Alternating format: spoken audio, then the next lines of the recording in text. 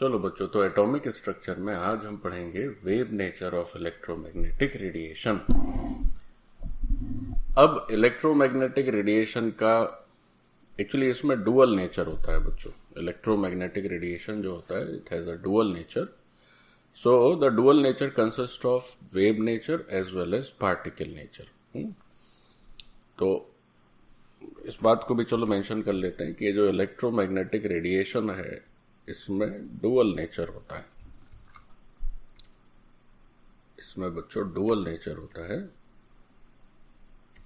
और dual nature में एक हिस्सा होता है wave nature and the other is first is wave nature and second is particle nature. Second is particle nature. Okay, तो हमें ये सीखना है कि पहले तो इलेक्ट्रोमैग्नेटिक रेडिएशन के वेव नेचर के बारे में सीखेंगे and then we will see about the particle nature in the next lecture. Okay, तो अभी तक हम लोग बच्चों रदरफोर्ड का मॉडल देखे, फिर थॉमसन का तो शुरुआत में देखे थे। इसके बाद जो एटॉमिक मॉडल हैं वो नील्स बोर का एटॉमिक मॉडल है, फिर क्वांटम मैकेनिकल मॉडल है। तो उन मॉडल्स को समझने के लिए हमें पहले तो इस इलेक्ट्रोमैग्नेटिक रेडिएशन को समझना होगा। इलेक्ट्रोमैग्नेटिक रेडिएशन के वेव नेचर और पार्टिकल नेचर यानी इसका जो डुअल कैरेक्टर है, इस डुअल कैरेक्टर को समझने के बाद ही फिर हम लोग आगे के जो और फर्दर एटॉमिक मॉडल्स आए दैट वी कैन सी। तो चलो बच्चों, तो स्टार्ट करते हैं वेव नेचर इलेक्ट्रोमैग्नेटिक रेडिएशन का। तो ये जो वेव नेचर है इसके विषय में हमको बताया एक साइंटिस्ट हुए जेम्स मैक्सवेल। जेम्स मैक्सवेल, तो उन्होंने क्या बताया देखो। तो जेम्स मैक्सवेल इन्होंने 18 से ये जो ईयर्स हम लोग लिखते हैं तो ईयर्स अब कई बार याद नहीं भी रहती हैं, तो बट फिर भी चूंकि दिस इज अ हिस्ट्री तो इसलिए ईयर यहाँ पर कोट की गई है, और अगर आप याद नहीं भी रख पाए तो कोई हर्जा नहीं। मेन बात है कि क्या what was actual thing which was proposed by Maxwell. तो जेम्स मैक्सवेल ने हमें ये बताया कि when an electrically charged particle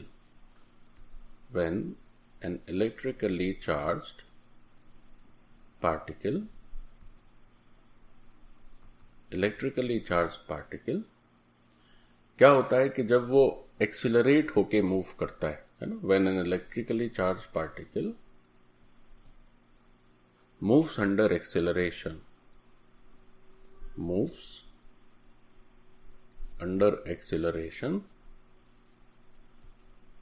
तो क्या होता है बच्चों, केवल सिंपल मूवमेंट नहीं, जैसे अगर कांस्टेंट स्पीड से चलेगा, कांस्टेंट वेलोसिटी से चलेगा तो उसकी बात नहीं हो रही है। इलेक्ट्रिकल चार्ज पार्टिकल का मूवमेंट हो एक्सीलरेशन के साथ, तब क्या होता है, देन ऑल्टरनेटिंग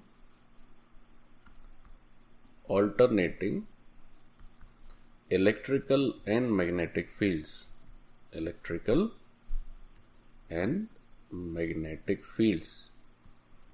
ये फील्ड्स बच्चों जनरेट होती हैं और ट्रांसमिट होती हैं। ट्रांसमिट का मतलब मूव भी करती हैं, आगे बढ़ती हैं।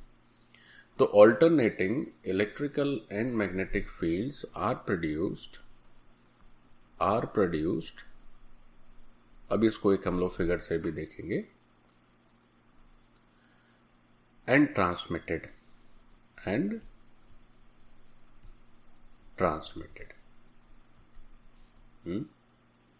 तो हमें क्या याद रखना है, हमें पहले तो ये स्टेटमेंट बच्चों याद रखना है कि मैक्सवेल ने क्या बताया इलेक्ट्रोमैग्नेटिक रेडिएशन के विषय में। तो शुरुआत हुई एक इलेक्ट्रिकली चार्ज पार्टिकल से, इलेक्ट्रिकली चार्ज पार्टिकल, और वो इलेक्ट्रिकली चार्ज पार्टिकल जब एक्सिलरेशन से मूव करे, मूव्स अंडर एक्सिलरेशन, तो जब वो एक्सिलरेशन से मूव करता है तो उसके मूवमेंट के चलते ऑल्टरनेटिंग इलेक्ट्रिकल और मैग्नेटिक फील्ड्स जनरेट होती हैं।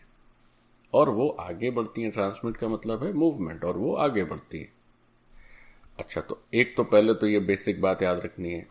अब सवाल हुआ कि ये जो इलेक्ट्रिकल और मैग्नेटिक फील्ड्स हैं, इनका ट्रांसमिशन कैसे होता है, हाउ दे मूव फॉरवर्ड। तो बच्चों यहाँ पर ये जो मूविंग चार्ज है, जो एक्सिलरेटेड है, उसके चलते ये जो दो फील्ड्स ऑल्टरनेटिंग जनरेट हो रही हैं, तो ये फील्ड्स क्या होती हैं, वेव के फॉर्म में ट्रांसमिट होती हैं। जैसे वेव चलता है ना, जैसे इसके ठीक पहले हम लोगों ने वेव नेचर देखा था, तो हमने देखा था कि वेव जो है एक साइन का कर्व इस तरह से फॉलो करता है ना। So this is a pattern of wave, ये साइनोसॉइडल कर्व को फॉलो करता है। और अगर वेव आगे मूव कर रहा है तो साइन के फॉर्म में मूव करता है, ऐसा नहीं कि एक सीधी लाइन में मूव करे। तो ऐसा ही बच्चों ये इलेक्ट्रिकल और मैग्नेटिक फील्ड्स में ये भी वेव के फॉर्म में मूव करती हैं। और क्या है कि उस वेव को, वेव मतलब combination of these two waves, electrical field भी एक वेव के फॉर्म में मूव करती है बच्चों, और मैग्नेटिक फील्ड भी एक वेव के फॉर्म में मूव करती है। तो उन दोनों वेव को मिला दिया जाए तो हम कहते हैं कि that is electromagnetic wave. Electromagnetic wave यानी उसमें इलेक्ट्रिक फील्ड का भी काम है, मैग्नेटिक फील्ड का भी काम है। तो इलेक्ट्रोमैग्नेटिक वेव बच्चों, it consist of two different waves. One wave represent transmission of this electric field and the other wave represents transmission of this magnetic field. अभी हम लोग फिगर से देखेंगे तो आप और ठीक से समझ पाएंगे। तो हमें ध्यान रखना होगा कि two waves transmit, two waves transmit simultaneously.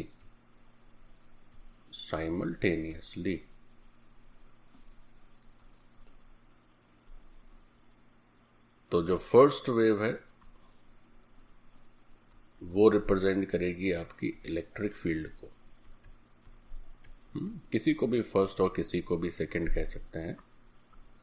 और जो दूसरी वेव होगी प्यारे बच्चों, वो रिप्रेजेंट करेगी आपकी मैग्नेटिक फील्ड को। That represents magnetic field. Okay, तो इन दोनों वेव को मिलाकर जो वेव आएगी, that is known as, means if you take the cumulation of these two waves, तब उसे हम बोलते हैं इलेक्ट्रोमैग्नेटिक वेव्स, है ना। So these two waves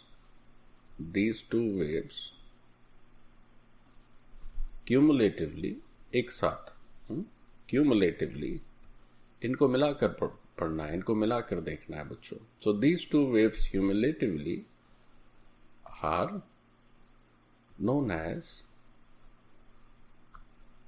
electromagnetic waves. Electromagnetic wave.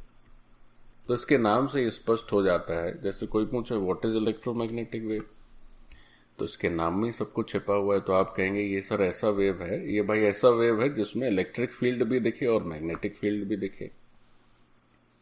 तो होता क्या है कि दरअसल यहां पर इलेक्ट्रोमैग्नेटिक जो वेव होती है, it consist of two different waves. Okay, तो ये तो बात हुई इलेक्ट्रोमैग्नेटिक वेव, या बच्चों इसी को ही हम लोग इलेक्ट्रोमैग्नेटिक रेडिएशन भी कह देते हैं, और इलेक्ट्रोमैग्नेटिक रेडिएशन, इसी को ही हम लोग इलेक्ट्रोमैग्नेटिक रेडिएशन भी कहते हैं। चलिए, तो अब तो ये समझे कि इलेक्ट्रोमैग्नेटिक वेव या इलेक्ट्रोमैग्नेटिक रेडिएशन होता क्या है। अब इसका जरा फिगर देखते हैं ना, तो और थोड़ी क्लैरिटी आएगी। देखो बच्चों, ये इलेक्ट्रोमैग्नेटिक वेव एक्चुअल दिखता कैसा है। तो आप ये एक कोऑर्डिनेट एक्सिस सिस्टम देख रहे हैं, in which there are 3 axis, X axis, Y axis and Z axis. अच्छा, अब थोड़ा इस सिस्टम को समझ लें कि ये X axis is horizontal axis, Y axis is vertical axis. तो इस सिस्टम में क्या है बच्चों, अगर हम एक्स वाई प्लेन लें, so this is the plane of this green screen, है ना। अगर हम एक्स और वाई प्लेन लें तो which is the vertical plane, तो that vertical plane is the green screen, screen of your system, है ना। तो यहां पर हम नीचे लिख देते हैं बगल में कि ये जो एक्स वाई प्लेन है, this is what, this is vertical plane, this is your vertical plane, fine. अब एक्स वाई प्लेन के बाद मैंने आप एक बच्चों यहां पर देख रहे होंगे तो एक व्हाइट कलर का प्लेन दिख रहा है ना। So this is what plane, so this is the plane formed by these two axes, X axis and Z axis. तो बच्चों ये जो जेड एक्सिस है, this is coming out of the plane, मतलब अगर आप इस स्क्रीन को देख रहे हैं तो ये जेड एक्सिस आपकी तरफ आ रही है, क्योंकि ये एक 3 डायमेंशनल ज्योमेट्री है तो और बनाना इसी प्लेन में हमें, तो ये Z axis is coming towards you. तो अगर हम इस एक्स जेड प्लेन को देखें, जो व्हाइट प्लेन अलग से आप देख पा रहे हैं, सो इसको थोड़ा सा मैंने ड्रॉ कर दिया है। तो इस व्हाइट प्लेन को अगर आप देखेंगे तो ये व्हाइट प्लेन हॉरिजॉन्टल प्लेन है, मतलब इसका ये वाला हिस्सा जो है वो आपके पास आ रहा है और ये हिस्सा पीछे जा रहा है। मतलब इस स्क्रीन के इस स्क्रीन के जो ग्रीन स्क्रीन है, इस ग्रीन स्क्रीन और ये व्हाइट प्लेन, ये दोनों एक दूसरे के एग्जैक्टली परपेंडिकुलर हैं। मतलब ये जो एंगल है वो 90 डिग्री है। So this white plane is what, this white plane is XZ plane. ये बच्चों अपना एक्सजेड प्लेन है और ये एक्सजेड जो प्लेन है वो हॉरिजॉन्टल प्लेन है, this is a horizontal plane. Now let's see about ये जो हम लोग इलेक्ट्रिक फील्ड और मैग्नेटिक फील्ड की बात कर रहे हैं, इसको जरा समझें, इलेक्ट्रिक और मैग्नेटिक फील्ड को जरा समझें। So let's draw. तो होगा क्या कि बच्चों, चूंकि पहले तो ये हमें बात समझ आ गई कि ये अपना जो एक्स वाई यानी कि जो ग्रीन प्लेन है और ये जो व्हाइट प्लेन है, ये दोनों एक दूसरे के परपेंडिकुलर हैं। These two planes are perpendicular to each other, this is the sign of perpendicular, है ना। इस तरह से अगर हम बना देते हैं तो ये परपेंडिकुलर को रिप्रेजेंट करता है। अच्छा, ओके। तो क्या होता है कि बच्चों, जो इलेक्ट्रोमैग्नेटिक वेव में हमने पढ़ा, 2 वेव साइमल्टेनियसली ट्रांसमिट होती हैं, मूव करती हैं, तो उसमें जो दोनों वेव्स होती हैं वो एक दूसरे के परपेंडिकुलर प्लेन में आती हैं। जैसे अगर हम एक वेव ड्रॉ कर दें इस व्हाइट वाले प्लेन में जो कि एक्सजेड प्लेन है, और दूसरी वेव को ड्रॉ कर दें इस वर्टिकल प्लेन में जो कि एक्स वाई प्लेन है, तो उन दोनों प्लेन को देखेंगे तो वो दोनों प्लेन एक दूसरे के परपेंडिकुलर हैं, और तो वो वेव्स भी एक दूसरे के परपेंडिकुलर प्लेन में हो जाएंगी, है ना।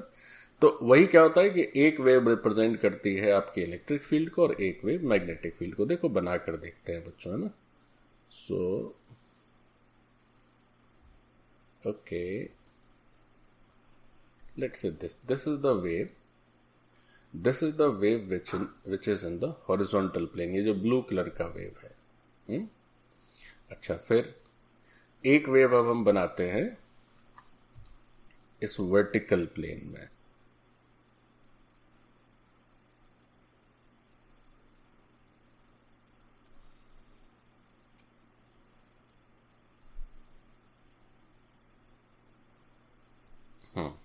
चलो, तो लेकिन क्या है बच्चों, always try to draw your self.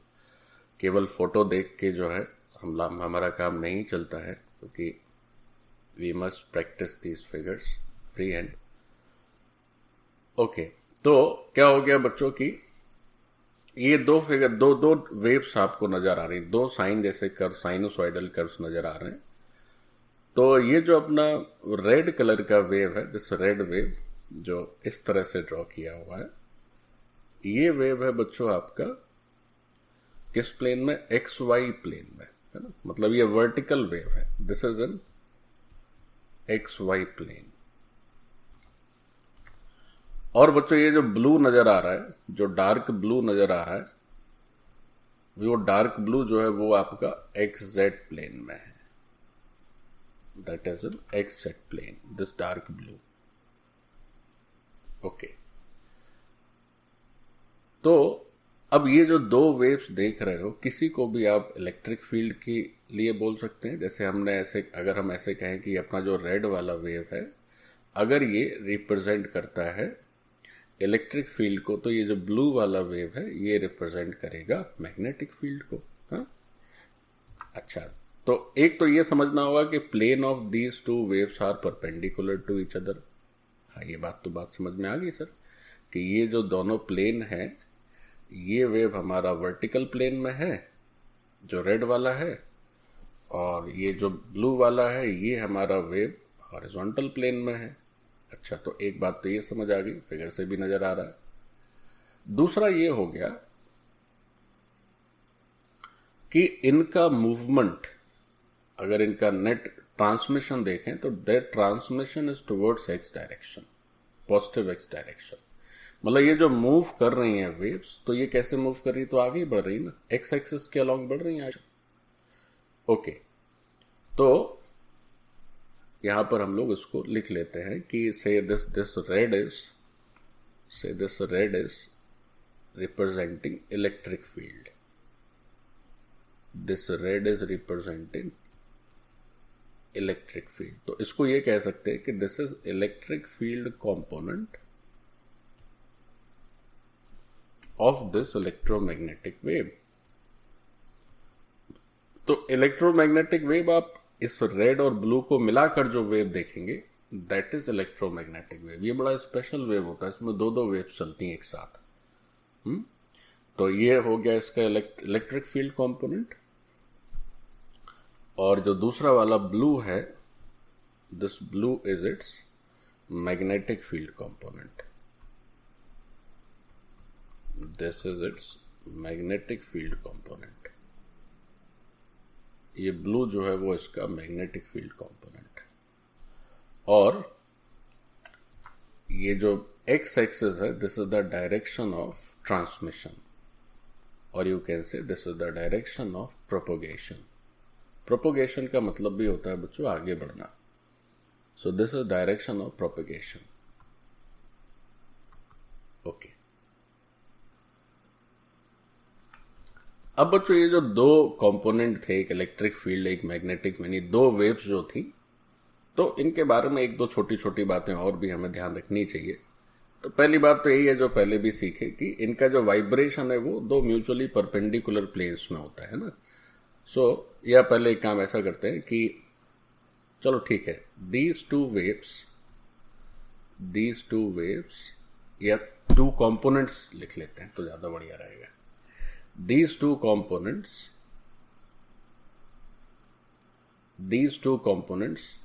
किसके components बच्चों? इलेक्ट्रोमैग्नेटिक वेव के। Electromagnetic wave. These two components of electromagnetic wave vibrate in mutually perpendicular planes, यानी कि वो जो कर्व आएगा दोनों वेव्स का, उसका प्लेन, मतलब दोनों के प्लेन एक दूसरे के ठीक परपेंडिकुलर रहते हैं। सो this is the first point. दूसरी बात क्या याद रखने की? दूसरी बात याद रखनी कि जो ये बच्चों जो दोनों वेव्स होते हैं, इनका wave length, frequency, speed, amplitude सब सेम होता है। देखो जरा फिर से फिगर में आते हैं।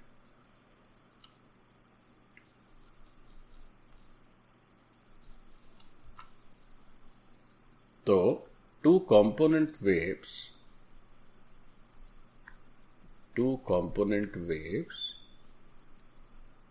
have same amplitude,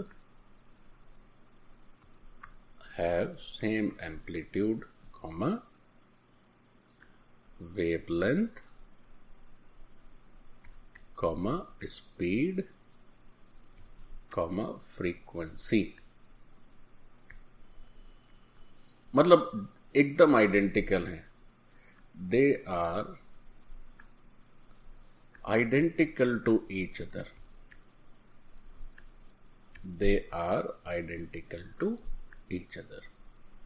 The only difference is that they vibrate in mutually perpendicular planes. That's it and nothing else. तो ये तो बात समझ आ गई कि भाई अब जो इलेक्ट्रोमैग्नेटिक वेव्स हैं वो होती क्या है। तो दोनों वेव्स को मिलाकर जब देखेंगे तो जो नया वेव बनेगा दैट इज इलेक्ट्रोमैग्नेटिक वेव्स। अब इलेक्ट्रोमैग्नेटिक वेव में इनकी कुछ प्रॉपर्टीज भी हैं, तो उन प्रॉपर्टीज को भी थोड़ा देख लेते हैं।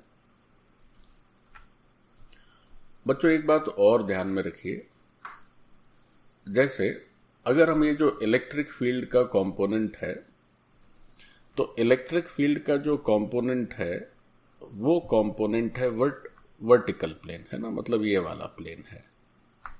ये इलेक्ट्रिक फील्ड इस प्लेन में है, वर्टिकल प्लेन में।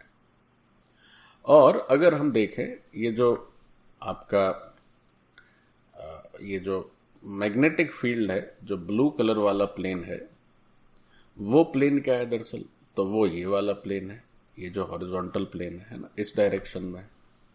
तो ये वाला जो रेड है ये है इलेक्ट्रिक फील्ड कंपोनेंट इस प्लेन में, वर्टिकल मूव वाइब्रेशन है। और जो मैग्नेटिक फील्ड का कंपोनेंट है वो ये इस डायरेक्शन में वाइब्रेशन है। तो इस वाइब्रेशन को क्या करते हैं कि बोथ वेज एरोज से रिप्रेजेंट करते हैं, इस तरह से वाइब्रेशन। ये वाइब्रेशन इलेक्ट्रिक फील्ड वाली वेव का हो गया और ये वाइब्रेशन मैग्नेटिक फील्ड वाली वेव का हो गया। अब एक और मजेदार बात यह है कि इनका जो प्रोपगेशन है वो इनके वाइब्रेशन की प्लेन के परपेंडिकुलर है, दोनों के। देखो इस प्लेन को देखें चाहे आप इस प्लेन को देखें, तो इनका प्रोपगेशन इस रेड प्लेन और इस ब्लू प्लेन दोनों के परपेंडिकुलर होता है। तो ये भी एक बड़ी इंपॉर्टेंट बात है कि इनका जो ट्रांसमिशन है, ये ट्रांसमिशन सदैव उस प्लेन के परपेंडिकुलर रहेगा जिसमें ये दोनों वेव्स वाइब्रेट करती हैं। तो इस बात को भी हमें ऐड करना चाहिए।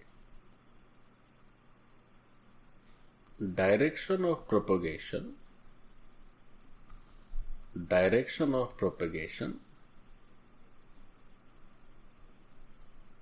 is perpendicular to planes of vibration for both waves, for both components। दोनों ही कंपोनेंट्स सेम डायरेक्शन में प्रोपगेट होंगे और वो डायरेक्शन ऑफ प्रोपगेशन क्या होगा, प्लेन ऑफ वाइब्रेशन के परपेंडिकुलर होगा। फाइन। अब बच्चों वेव्स के विषय में हम लोग और भी, जैसे मान लीजिए एक तालाब है, तालाब में अगर हम एक पत्थर फेंकते हैं तो उसमें भी क्या होता है, वेव्स जनरेट होती है। तो पत्थर आप जब फेंकते हैं तो वो वेव जिस पॉइंट पर आपका वो पत्थर गिरता है उससे लेके फिर वेव्स चारों तरफ सर्कुलर एक वेव जनरेट होती है और वो वेव क्या होती है कि पूरा किनारे तक जाती है। लेकिन अगर वहां पानी ना हो तो आपको वो वेव नजर ही नहीं आएगी। So that waves requires water as a medium to propagate, है ना। पानी होने पर ही हमें वो वेव्स दिखती है। ऐसे क्या होता है कि साउंड वेव्स भी क्या होती हैं, मीडियम का रिक्वायरमेंट होता है। तो जैसे साउंड वेव्स हैं, वाटर वेव्स हैं, बहुत तरह के वेव्स हो सकते हैं। जैसे एक रस्सी है, एक स्ट्रिंग है और उसको झटका दीजिए तो वो जो वेव है वो पूरा स्ट्रिंग में ट्रेवल करते हुए आखिरी तक जाता है। तो these waves require some medium to propagate. अगर वो रस्सी ना हो तो वो स्ट्रिंग वेव जो है वो फिर आगे ही ना जा पाए। लेकिन ये इलेक्ट्रोमैग्नेटिक वेव बड़ी स्पेशल है, इनके मूवमेंट के लिए इन्हें किसी मीडियम की जरूरत नहीं है। They can move in vacuum also. तो इस बात को भी हमें ध्यान रखना चाहिए कि अनलाइक अदर वेव्स,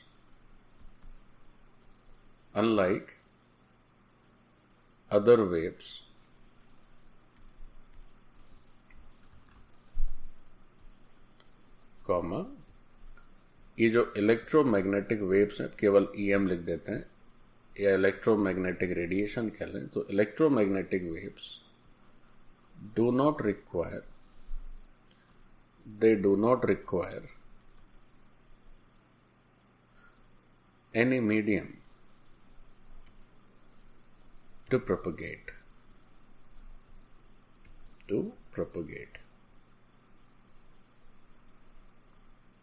मतलब EM waves can move in vacuum also. EM waves can move in vacuum also. तो बच्चों ये तो एक बड़ा इंपॉर्टेंट इनका फैक्टर हो गया कि ये वैक्यूम में भी चलती हैं। अब वैक्यूम में जब इलेक्ट्रोमैग्नेटिक वेव्स ट्रेवल करती हैं बच्चों, तो इनकी जो स्पीड होती है that is the speed of light, है ना। तो in vacuum comma speed of EM waves is speed of light,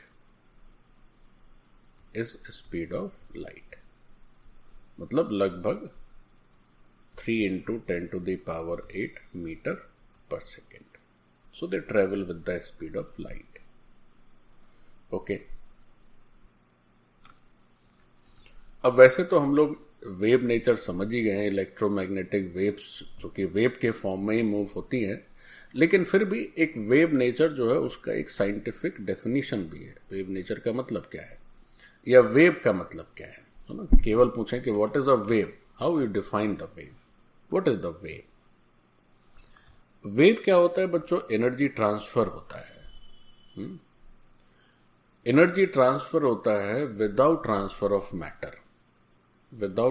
of matter, जैसे अगर मान लीजिए से एक बहुत ही आसान से एग्जांपल से अगर इसको समझने का प्रयास किया जाए, मैं कुछ जो है कोसेंट्रिक वेव्स ड्रॉ कर रहा हूं, है ना। Please look at these concentric waves with different colours. So this is another wave, this is another wave, okay, this is another wave. इतना पर्याप्त है। देखो समझो इसका सबका मतलब क्या है।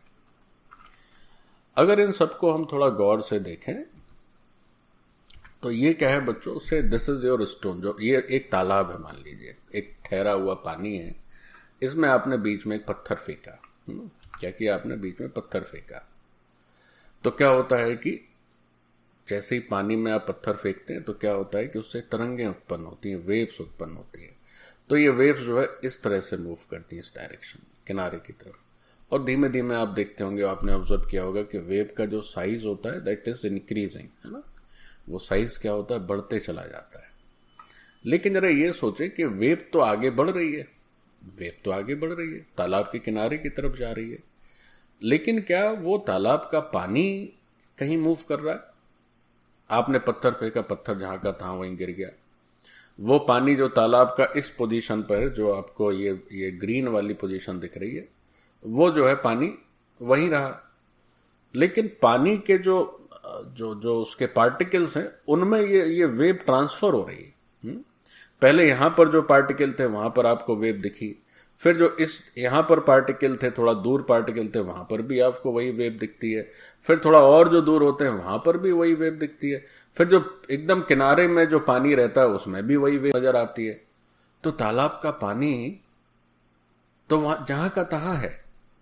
लेकिन ये जो ट्रांसमिशन ऑफ एनर्जी है भाई, कोई तो ऐसी एनर्जी आई होगी जिससे कि वो तालाब का पानी आपको ऊपर उठता हुआ दिखता है। जैसे कभी भी आप जब करके देखें तो यू विल सी कि उसमें तरंग ऐसी दिखती हैं। तो वो तरंग आती कहां से? तो that is the energy.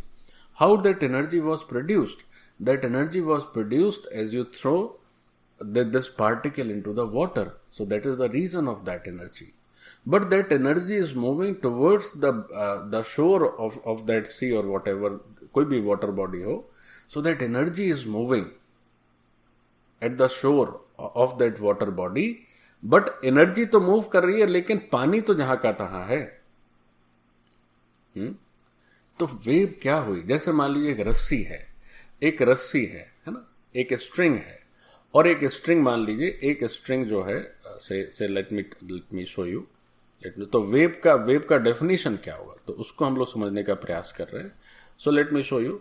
So let say there is a straight string. अब उस स्ट्रेट स्ट्रिंग को आपने थोड़ा सा झटका दे दिया, और मान लीजिए वो स्ट्रिंग यहां पर किसी दीवार से बंधी हुई है और आप यहां पर खड़े, आपने उसको थोड़ा सा झटका दिया, तो क्या देखते हैं आप? तो देखते हैं कि वो स्ट्रिंग ऐसी हो जाती है। मतलब क्या होता है, जैसे ही आप उसको इस तरह से झटका देते हैं तो ये इसमें तरंगें सी चलती है, एंड दैट मूव्स टुवर्ड्स वो आगे की तरफ जाएंगे, है ना। तो स्ट्रिंग तो जहां की तहां है, स्ट्रिंग के जो पार्टिकल है वो तो मूव नहीं किए, लेकिन ये तरंगे मूव कर रही है. सो these vibration are moving forward. So this vibration is a kind of energy. So that energy is moving forward. So what is the wave? Wave is just the transfer of energy without transfer of matter. ये होता है wave. कोई पूछे अच्छा बताइए, आप तो बहुत अच्छा वेव पढ़े हुए हैं, वेव होता क्या है? How you define this wave? So the definition is wave is transfer of energy. This is transfer of energy without transfer of matter. This is transfer of energy without transfer of matter.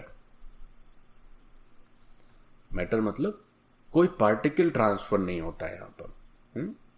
No particle transfer, no particle transfer, केवल energy का transfer होता है. यही बच्चों wave nature है, यही wave nature है, ये वेव का डेफिनेशन है. What is wave? Wave is transfer of energy without transfer of matter. It's a very important statement. तो ये जो जेम्स मैक्सवेल ने हमें इलेक्ट्रोमैग्नेटिक रेडिएशन के विषय में जो बताया, तो उन्होंने यही बताया कि यहां पर कोई पार्टिकल का ट्रांसफर इन्वॉल्व नहीं है. लेकिन उनका केवल ये जो हाइपोथेसिस था वो थोड़ा सा गड़बड़ा गया, क्योंकि जो इलेक्ट्रोमैग्नेटिक वेव होता है उसमें बच्चों पार्टिकल नेचर भी होता है. तो वो खैर अगले लेक्चर की बात है, पार्टिकल नेचर. बट अभी यहां तो ये समझना होगा कि what is wave. So wave is just energy transfer, no particle transfer is involve. अच्छा, एक तो ये बात हुई. अब चूंकि ये जो इलेक्ट्रोमैग्नेटिक रेडिएशन है, इसमें चूंकि यहां पर तो हम वेव नेचर की बात कर रहे हैं, तो ये जो स्पीड है वो तो स्पीड ऑफ लाइट हो गई. तो इलेक्ट्रोमैग्नेटिक रेडिएशन के लिए या इलेक्ट्रोमैग्नेटिक वेव्स के लिए हम लोग एक मैथमेटिकल फॉर्मूला यहां पर यूज कर सकते हैं. That formula is C is equal to nu lambda. C is equal to nu lambda. तो इसका मतलब क्या है? इसका मतलब यह है कि जो C है that is the speed of electromagnetic radiation, which is of course speed of light. Nu is its frequency and lambda is its wavelength. तो यहां पर C क्या है? C is the speed of EM waves या EM radiation, और ये बच्चों speed of light भी होता है, क्योंकि ये सेम स्पीड से चलता है वैक्यूम में. What is new? New is the frequency, nu is the frequency and this lambda is wavelength. तो अगर वेव का जो कैरेक्टरिस्टिक वाला पिछला लेक्चर था उसमें हम लोगों ने सीखा था V equal to nu lambda. तो चूंकि यहां पर इलेक्ट्रोमैग्नेटिक रेडिएशन के वेव नेचर की बात है, तो वेव का ये जो फॉर्मूला होता है that speed is equal to wavelength into frequency. तो फॉर्मूला यहां भी एप्लीकेबल होगा. तो एक ये भी बात अपने को ध्यान रखनी है. अच्छा, ये जो फ्रीक्वेंसी है किसकी फ्रीक्वेंसी? उस इलेक्ट्रोमैग्नेटिक वेव की. This is frequency of electromagnetic wave and this is wavelength of electromagnetic wave. अब एक बात मन में आएगी कि सर ये जो फ्रीक्वेंसी है ये किसकी मानी जाएगी? सर ये फ्रीक्वेंसी इलेक्ट्रिक फील्ड वाले कंपोनेंट की होगी या फिर मैग्नेटिक फील्ड वाले कंपोनेंट की होगी, या ऐसा होता होगा कि दोनों से कोई रिजल्टेंट फ्रीक्वेंसी करके कुछ आता होगा, या सर ये सेम ये वेवलेंथ सर किसका वेवलेंथ कंसीडर करें? इलेक्ट्रिक फील्ड का या मैग्नेटिक फील्ड का, या इसमें भी ऐसा होता होगा कि दोनों का कुछ रिजल्टेंट वेवलेंथ आता होगा? तो बच्चों इसका उत्तर ये है, अभी हम लोगों ने सीखा कि वो दोनों कंपोनेंट सेम फ्रीक्वेंसी के होते हैं, सेम वेवलेंथ के होते हैं. किसी का भी आप यूज करिए, एक ही बात है. ये भी तो मन में प्रश्न आ सकता है कि सर या तो दो वेव चलते हैं, हम किसकी फ्रीक्वेंसी यूज करेंगे, किसका वेवलेंथ यूज करेंगे? किसी का भी यूज करिए, दोनों का सेम है. तो ये जो फ्रीक्वेंसी और वेवलेंथ है, चाहे तो आप इलेक्ट्रिक फील्ड का यूज करिए या आप मैग्नेटिक फील्ड का यूज करिए, कोई फर्क नहीं पड़ता है, कोई फर्क नहीं पड़ता है. मैग्नेटिक फील्ड वाले कंपोनेंट का यूज करें चाहे इसका यूज करें, दोनों ही कैसे हैं, दोनों ही सेम होते हैं, है ना। इन दोनों की ये जो दोनों कंपोनेंट्स होते हैं एकदम सेम होते हैं, आइडेंटिकल होते हैं, बस प्लेन ऑफ वाइब्रेशन का ही तो फर्क है। अब हम लोग पढ़ते हैं बच्चों, ये जो इलेक्ट्रोमैग्नेटिक रेडिएशंस होते हैं ये भी अलग अलग तरह के होते हैं, है ना। तो different types of electromagnetic radiations. अभी तो बड़ी नई बात हो गई सर, इलेक्ट्रोमैग्नेटिक रेडिएशन भी उसमें भी अलग अलग होते हैं। हाँ भाई अलग अलग होते हैं। कैसे अलग अलग होते हैं, समझे कैसे अलग अलग होते हैं। जैसे हमने क्या किया, ये तो तय है कि इलेक्ट्रोमैग्नेटिक रेडिएशन अगर है तो उसकी वैक्यूम में जो स्पीड होनी है वो तो स्पीड ऑफ लाइट ही होनी है, तो C = न्यू लैम्डा लिखती है।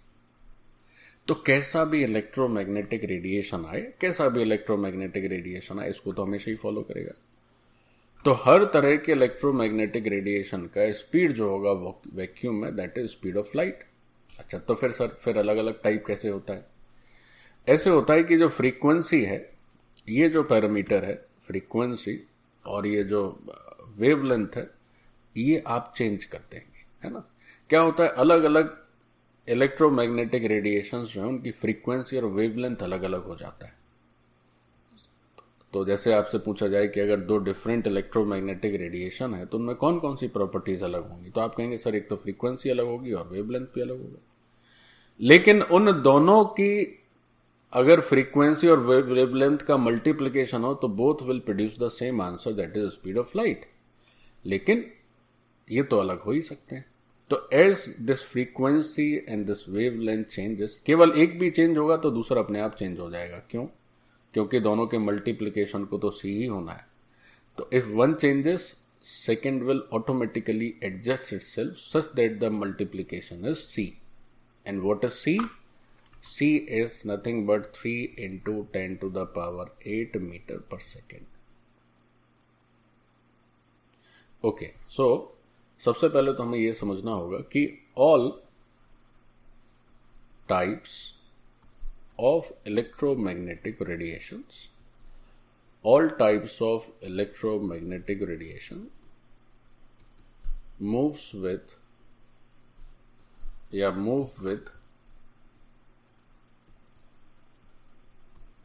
speed of light, move with speed of light in vacuum. In vacuum. अच्छा तो फिर अलग अलग क्या होता है, डिफरेंस क्या है? तो डिफरेंस है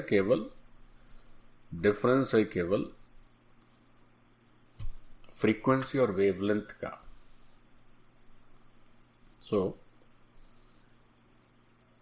the difference in different electromagnetic radiations, या ऐसे ये सेंटेंस ठीक नहीं बैठ रहा है, इसको चेंज कर देते हैं। ऐसे लिखते हैं कि frequency and wavelength are different, frequency and wavelength are different in different electromagnetic radiations, frequency और वेवलेंथ का ही फर्क होता है बच्चों। अच्छा अब इस फ्रीक्वेंसी और वेवलेंथ के बेसिस पर कुछ इलेक्ट्रोमैग्नेटिक रेडिएशंस जो है डिफाइन है, उनके नाम भी सबके अलग अलग हैं, तो उसको एक बार हम लोग देख लेते हैं। अब बच्चों ये जो इलेक्ट्रोमैग्नेटिक रेडिएशन है, ये इलेक्ट्रोमैग्नेटिक रेडिएशन हमने सीखा कि इस फ्रीक्वेंसी और वेवलेंथ चेंज करते जाएंगे तो ये चेंज होता जाएगा। तो एक ये बैंड जैसा दिख रहा है आपको। In this band starting from the gamma rays and gamma rays, X rays, ultraviolet, visible, infrared, micro, radio. तो बच्चों ये सारे these are the types of electromagnetic radiation which starts from gamma and moves till radio. तो इन सारे electromagnetic radiation में फर्क क्या है, देखो जरा गौर से देखें। गामा रेज का जो वेवलेंथ होता है वो सबसे कम होता है ना, इसका वेवलेंथ सबसे कम होता है। तो इसका वेवलेंथ कितना दिख रहा है, 10⁻⁻16 मीटर। ये जो नीचे व्हाइट पेन से लिखा हुआ है बच्चों, this is the wavelength lambda in metres, और जो ऊपर लिखा हुआ है that is frequency in hertz. तो वेवलेंथ अगर सबसे कम हुआ तो वेवलेंथ और फ्रीक्वेंसी का मल्टीप्लिकेशन तो क्या होना चाहिए, वेवलेंथ और फ्रीक्वेंसी का जो मल्टीप्लिकेशन होना चाहिए वो होना चाहिए c equal to new lambda, and this new lambda must always be equal to 3 into 10⁸ metre per second. तो अगर ये 10⁻⁻16 ऐसा हुआ तो ये 10⁻24 इस ऑर्डर का होना चाहिए। देखो अगर इसमें आपस में मल्टीप्लाई करते हैं तो ये 10⁸ हो जा रहा है बच्चों। तो उसमें से कुछ ऐसा होगा जैसे अगर 3 इंटू 10⁻24 कर दें, या मान लीजिए यहाँ पर x इंटू 10⁻⁻16 और यहाँ पर y इंटू 10⁻⁻24, जैसे इसको अगर करके देखें, इसके करस्पॉन्डिंग अगर हम लिख के देखें तो ये एग्जैक्ट वैल्यू नहीं है, ये बस ऑर्डर है, मतलब इस ऑर्डर का होना चाहिए। तो जैसे अगर कहा जाए कि से दिस इज से exactly x into 10⁻⁻16 and corresponding frequency से y इंटू 10⁻24, तो अगर हम न्यू और लैम्डा का मल्टीप्लिकेशन कर दें इन दो वैल्यूज के लिए तो बच्चों ये हो जाएगा, nu is what, nu is frequency, तो दैट इज 10⁻24 और what is lambda, lambda corresponding lambda is x into 10⁻⁻16। तो if these two things are multiplied तो ये हो जाता है xy इंटू 10⁸, इतने मीटर पर सेकेंड। तो ये जो xy होगा ये लगभग जो है कैसा आना चाहिए, ये लगभग 3 होना चाहिए, तब ये क्या हो जाएगा, स्पीड ऑफ लाइट हो जाएगा।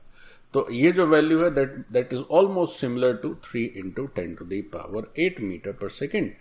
तो हमें बस यही ध्यान रखना है कि कोई भी इलेक्ट्रोमैग्नेटिक रेडिएशन हो, चाहे गामा रेज हो, एक्स रेज हो, अल्ट्रावायलेट हो, विजिबल हो, तो उसमें जो 10 की पावर्स हो वो इस तरह हो करस्पॉन्डिंग कि उनका मल्टीप्लिकेशन 10⁸ आ जाए बच्चों। फिर उनके साथ जो कुछ और भी होगा वो आपस में मल्टीप्लाई होकर 3 दे देगा, जैसे यहां पर एक्स और वाई ने लगभग 3 दे दिया। तो ध्यान में क्या रखना है, ध्यान में ये पूरा जो बैंड ऑफ इलेक्ट्रोमैग्नेटिक रेडिएशन, इसको हमें याद रखना है। हमें याद रखना है कैसे, gamma X ultra visi infra micro radio, gamma X ultra visi infra micro radio, this is the shortcut, एक छोटा सा फॉर्मूला है। Gamma means gamma rays, X rays, ultraviolet rays, visible rays, infrared rays, microwaves and radio waves. इनमें फर्क क्या है और क्या ध्यान रखोगे कि as we move forward in this band of electromagnetic radiation, होता क्या है बच्चों कि गामा से जब आप रेडियो की तरफ मूव करते हैं तो आपका वेवलेंथ बढ़ता है।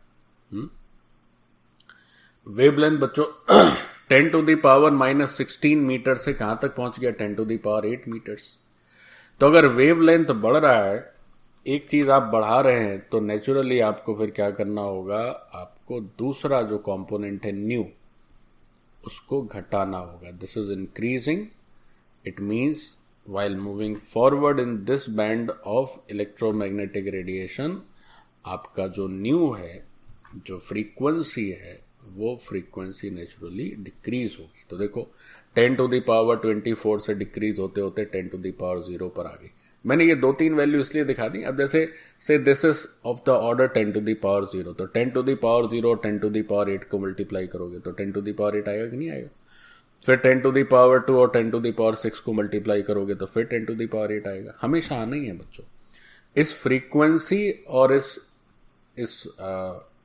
वेवलेंथ का मल्टीप्लिकेशन जो है उसमें 10⁸ तो आना ही आना है, उसके साथ साथ 3 और आना है लगभग। अब बच्चों क्या है कि ये जो अलग अलग किस्म के इलेक्ट्रोमैग्नेटिक रेडिएशंस हैं, अगर इनको एक साथ पढ़ा जाए, जैसे इस पूरे बैंड को अगर एक नाम देना हो तो the name of this entire thing is electromagnetic spectrum या स्पेक्ट्रम ऑफ इलेक्ट्रोमैग्नेटिक रेडिएशन।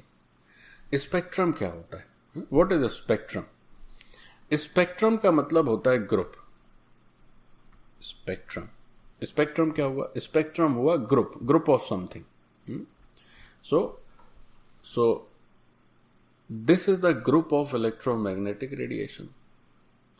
तो इस ग्रुप को अगर थोड़ा सा अच्छी लैंग्वेज, साइंटिफिक लैंग्वेज में कहेंगे तो आप इसको ग्रुप ऑफ इलेक्ट्रोमैग्नेटिक रेडिएशन भी कह सकते हैं, कोई हर्जा नहीं। अलग अलग तरह के इलेक्ट्रोमैग्नेटिक रेडिएशन एक साथ लिखे हुए हैं, एक साथ दिख रहे हैं। और ज्यादा बेहतर यूज वर्ड होगा spectrum of electromagnetic radiation. Okay, in this spectrum of electromagnetic radiation, this visible raise, ये जो विजिबल इलेक्ट्रोमैग्नेटिक रेडिएशन होता है, this is the electromagnetic radiation which a human being can see by his naked eyes. ये जो visible radiation होता है, जो भी आप कलर्स देखते हैं, वो that is the visible radiation. तो विजुअल रेडिएशन की बात करते हैं। पहले स्पेक्ट्रम ऑफ इलेक्ट्रोमैग्नेटिक रेडिएशन के विषय में थोड़ा सा 2-4 बातें लिख लेते हैं। तो भाई आपको ध्यान में क्या रखना है, how you will remember this as gamma X ultra busy infra micro radio. ये स्टेटमेंट एकदम भूलने का नहीं है। हमें याद रखना होगा कि जो इलेक्ट्रोमैग्नेटिक स्पेक्ट्रम है या स्पेक्ट्रम ऑफ इलेक्ट्रोमैग्नेटिक रेडिएशन है, वो उसमें कौन कौन से कंपोनेंट्स हैं। Gamma, ultra busy, infra, micro radio. आगे जाते हैं तो लैम्डा बढ़ता है और न्यू जो है वो घटता है। तो एक तो हमें ये याद रखना है। तो इस ग्रुप ऑफ इलेक्ट्रोमैग्नेटिक रेडिएशन को ही क्या बोला जाता है, स्पेक्ट्रम ऑफ इलेक्ट्रोमैग्नेटिक रेडिएशन। तो ये बड़ा एक फेमस टर्म है, that spectrum of electromagnetic radiation. What is this spectrum of electromagnetic radiation? बार बार ये सारे टर्म्स आते हैं, लेकिन ये रहस्य ही रहते हैं, बट अब हमने सीख लिया तो कोई रहस्य नहीं है। So what is this? This is just group of all electromagnetic radiations. हो गया। अब जब भी ये स्पेक्ट्रम वर्ड आए तो स्पेक्ट्रम में चिंता करने की बात ही नहीं। स्पेक्ट्रम मतलब जस्ट ग्रुप। अब किसी भी बात का स्पेक्ट्रम हो सकता है। जैसे बोला जाता है कि spectrum of deterrence in our security. तो जैसे we have nuclear weapons, we have all things of security weapons, तो that cumulatively is the spectrum of deterrence. मतलब हमारे पास बहुत सारे ग्रुप ऑफ वेपन्स हैं जिसके चलते जो हमारे एडवर्सिटीज हैं, they will think twice before attacking on us, है ना। So that is the spectrum. तो spectrum of anything means group of anythings. तो ये हो गया स्पेक्ट्रम। अब इस स्पेक्ट्रम में आपको क्या याद रखना है, इस स्पेक्ट्रम में इस स्टेटमेंट को याद रखना है, gamma X ultra busy infra micro radio. Lambda आगे जाने पर बढ़ेगा और म्यू आगे जाने पर कम होता है। तो एक तो ये बात हो गई। अच्छा, दूसरी बात क्या ध्यान रखनी है, अब बात करते हैं हम लोग विजिबल इलेक्ट्रोमैग्नेटिक रेडिएशन की, है ना। वो भी बड़ा इंपॉर्टेंट है, क्योंकि that due to that radiation only we can see something. तो now come to visible electromagnetic radiation.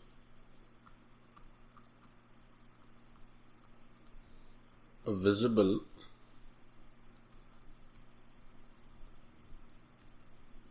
electromagnetic radiation।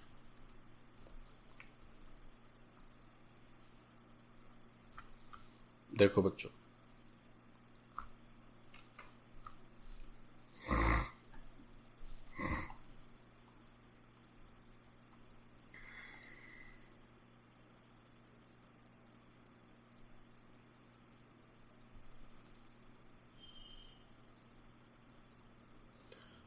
तो इलेक्ट्रोमैग्नेटिक रेडिएशन में जो इतने सारे रेडिएशन, उसमें केवल यही एक छोटा सा हिस्सा ऐसा है जिसे हमारी आइज डिटेक्ट कर सकती है ना। So this is the small portion, this is the small portion of electromagnetic spectrum, अगर आप पीछे वाले अपने बैंड को देखेंगे तो आप देखेंगे विजिबल जो पोर्शन उसको सबसे छोटा ड्रॉ किया गया, वो होता भी सबसे छोटा है. So this is the small portion of electromagnetic spectrum which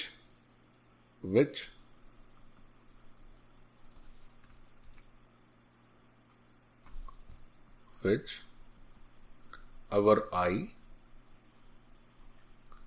can see or detect.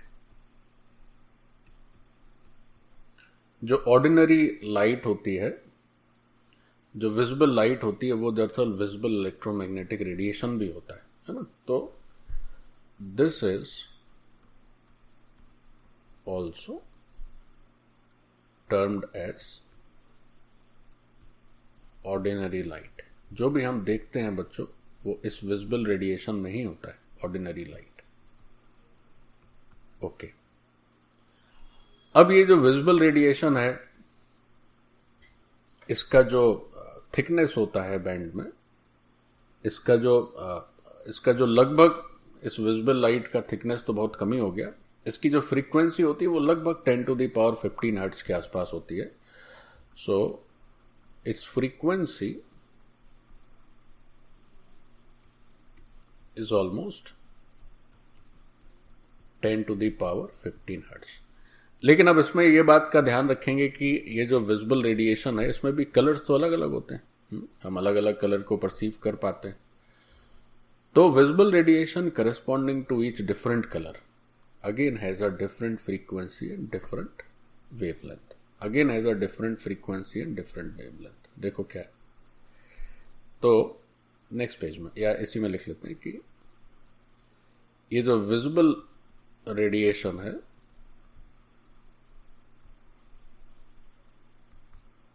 corresponding to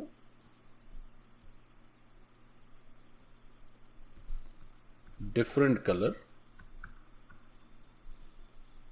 has different frequency and wavelength respectively. तो होना ही है wavelength respectively, चूंकि अलग अलग कलर का जो वेव रिस्पेक्टिवली अलग अलग कलर का जो विजिबल रेडिएशन होगा, तो बच्चों जो अलग अलग कलर के रिस्पेक्ट में रेडिएशन होगा उसमें अलग क्या होगा? What is the difference? Difference is just इन्हीं दो पैरामीटर्स में डिफरेंस होता है, वेवलेंथ और फ्रीक्वेंसी और वेवलेंथ.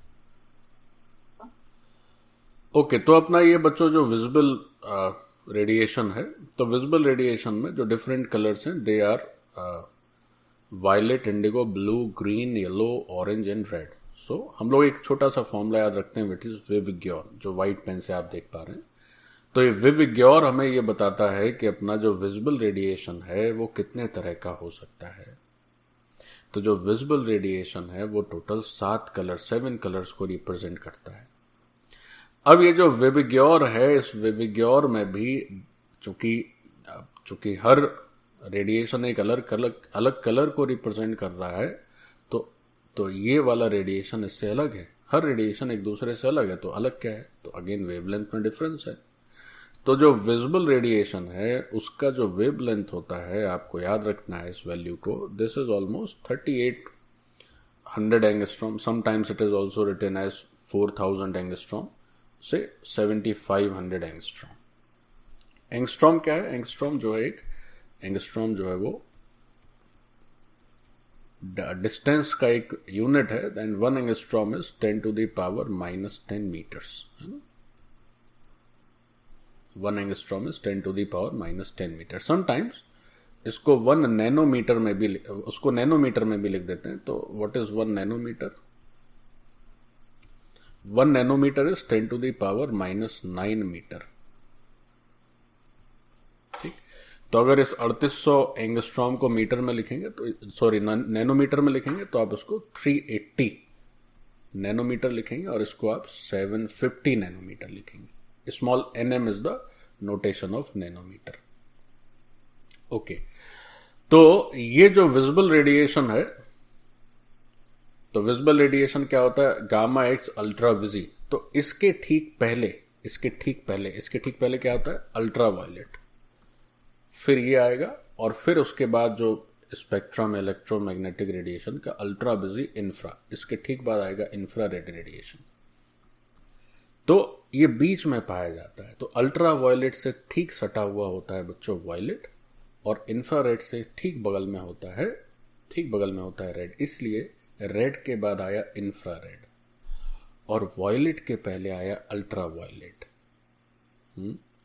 तो ultra violet, red, infrared. Okay, सो विविग्योर। विविग्योर में भी क्या होता है, चूंकि हम अभी भी अगर विविग्योर में वायलेट से रेड की तरफ जा रहे हैं तो हम अपने इलेक्ट्रोमैग्नेटिक रेडिएशन में आगे की तरफ बढ़ रहे हैं। हम अल्ट्रा वायलेट से इंफ्रारेड की तरफ बढ़ रहे हैं, और इलेक्ट्रोमैग्नेटिक रेडिएशन में आगे बढ़ने पर क्या होता है, वेवलेंथ बढ़ता है ना, वेवलेंथ बढ़ता है, इसलिए वेवलेंथ बढ़ रहा है। अच्छा, इसको एक बात और समझ लीजिए, वेवलेंथ बढ़ने का मतलब क्या है। जैसे इलेक्ट्रोमैग्नेटिक रेडिएशन, अगर कंप्लीट स्पेक्ट्रम की बात करें या विजिबल रेडिएशन के स्पेक्ट्रम की बात करें, तो वेवलेंथ बढ़ने का ये मतलब है कि स्पेक्ट्रम के लेफ्ट साइड में जो वेव्स आएंगी वो इस तरह से आएंगी, मतलब इस तरह से आएंगी। देखो, इस तरह से वेव्स आएंगी, मतलब ये जो लैम्डा होगा वो छोटा छोटा लैम्डा होगा, और जो बाद में वेवलेंथ आएगी वो इस तरह से आएगी। मतलब ये जो लैम्डा होगा, अब ये बड़ा बड़ा लैम्डा होगा, है ना। तो ये जो रेडिएशंस है, ये रेडिएशन कहाँ पाए जाते हैं, लेफ्ट साइड, और ये रेडिएशन कहाँ पाए जाते हैं, राइट साइड। जैसे जैसे आप आगे बढ़ोगे, ये लैम्डा 1 है, ये लैम्डा 2 है मान लेते हैं, तो ये लैम्डा क्या है, 1 less than lambda 2। As you move forward in the spectrum, your wavelengths are bound to increase. And if wavelength increases, frequency decreases. And in such a manner that multiplication of both of these parameters remains always fixed. And that is 3 into 10 to the power 8, or you can say speed of light. तो ये तो बात थी भाई अपने visible spectrum की। तो visible spectrum में 7 मेंबर्स हैं, विविग्योर हमें याद रखना है। So with this visible spectrum and spectrum of overall spectrum of electromagnetic radiation, this part stands over. Thank you बच्चों।